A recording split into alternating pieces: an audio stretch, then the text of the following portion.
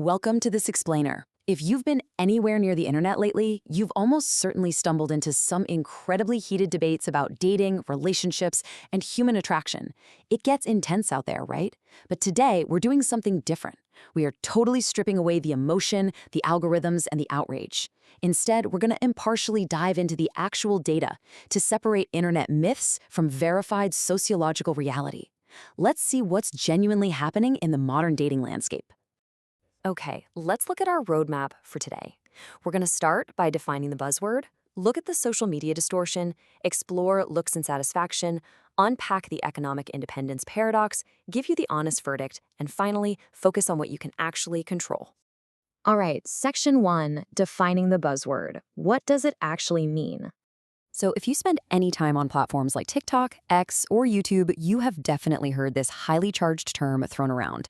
It's literally everywhere in podcasts, dating advice videos, comment sections, you name it.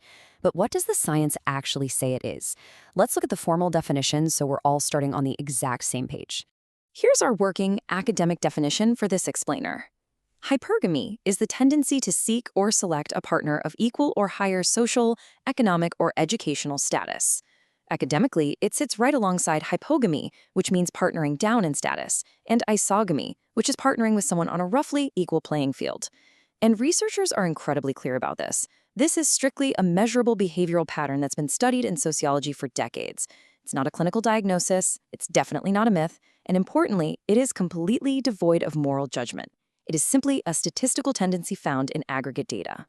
And this brings us to a massive category error. Originally, this was a sociology term used in anthropology to describe very formal practices of marrying upward across strict caste or class lines. Think historical South Asian kinship systems. It applied strictly to formal marriage structures. But the internet basically hijacked the term and broadened it massively. Today, pop culture defines it as any tendency for women to seek higher status partners across all casual dating and sexual contexts. Researchers point out that this modern, popular definition is just a way looser, much less precise use of the original word. Which brings us to section 2, the social media distortion or the internet myth. On social media, hypergamy has basically become this shorthand cultural reference point. Just scroll through dating content for 5 minutes and you'll see endless income and height reveals, mogging comparisons where people are literally ranked against one another, and these constant level-up narratives. This content is completely stripped of scientific nuance. It frames dating as this rigid, inescapable, highly superficial hierarchy, essentially treating fluid human attraction like a video game with strict numerical rules. So online creators have basically taken a moderate statistical tendency and twisted it into an absolute deterministic rule governing all relationships. That is the internet myth. The academic reality, however, tells a completely different story. Researchers explicitly warn that treating aggregate population data as a strict rule that dictates every single individual's behavior is a massive, massive distortion of the actual science. Moving on to section 3, looks, status, and satisfaction. Let's see what the data actually says. It's fascinating to dig into the numbers from a 2014 longitudinal study by Meltzer and colleagues. Tracking married couples over 4 years, they found that a wife's physical attractiveness predicted her husband's relationship satisfaction much more strongly than a husband's attractiveness predicted his wife's satisfaction. Psychology writers often summarize this by saying men's satisfaction tracks partner looks more closely over time, while women's satisfaction tends to track partner status. Both effects exist for sure, but they carry very different weights. But, and this is a big but, we have to add an incredibly important caveat here to dispel another huge online myth. The data absolutely does not say that attractive people are doomed to have worse relationships. Actually, scratch that. It's more like large gaps or mismatches in perceived desirability, in either direction, predict lower relationship satisfaction. Couples who perceive themselves as roughly matched tend to fare much better over the long haul compared to pairings with massive, noticeable desirability gaps. Let's move to section 4, the economic independence paradox. Historically, long-term mating was often a vehicle for women to access resources for their own security and survival. So researchers logically hypothesized that as women gained immense economic independence and wealth over the last few decades, status-based mate selection would just naturally decline. But here is the unexpected shift. In wealthier, more gender-equal societies, that preference frequently persists. The twist is that when a provider isn't strictly needed for survival, women are free to choose based on pure preference. And that preference still frequently includes ambition and status. It's simply transitioned from a strict necessity to a continued desire. Breaking this down further, demographic data reveals that this trend isn't just moving in one uniform direction.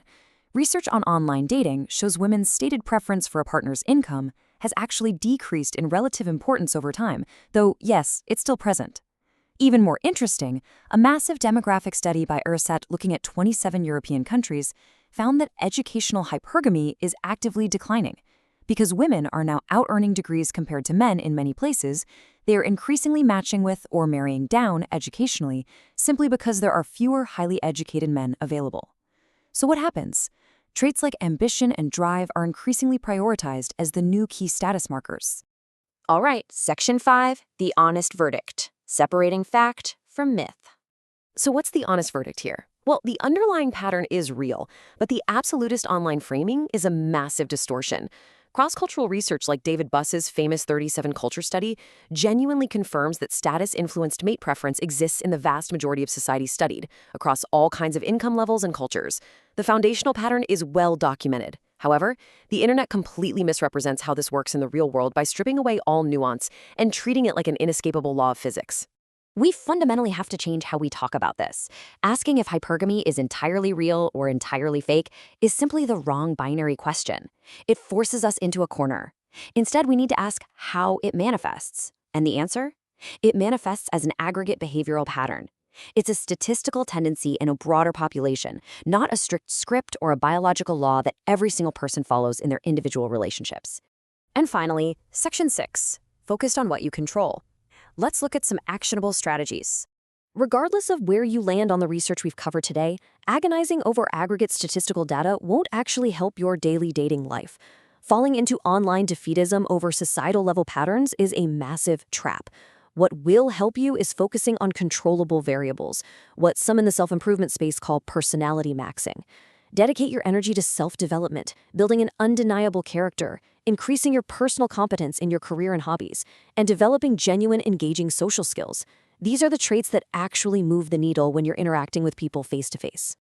I want to leave you with this incredibly powerful quote from the Stoic philosopher Marcus Aurelius. He said, "You have power over your mind, not outside events. Realize this, and you will find strength." As you navigate dating, relationships, and the endless, exhausting noise of social media, I'll leave you with this question. Instead of fixating on external, macro-social patterns you absolutely cannot change, will you choose to focus your energy on the one variable you actually control? Thanks for joining me on this explainer. Keep learning, and I'll catch you next time.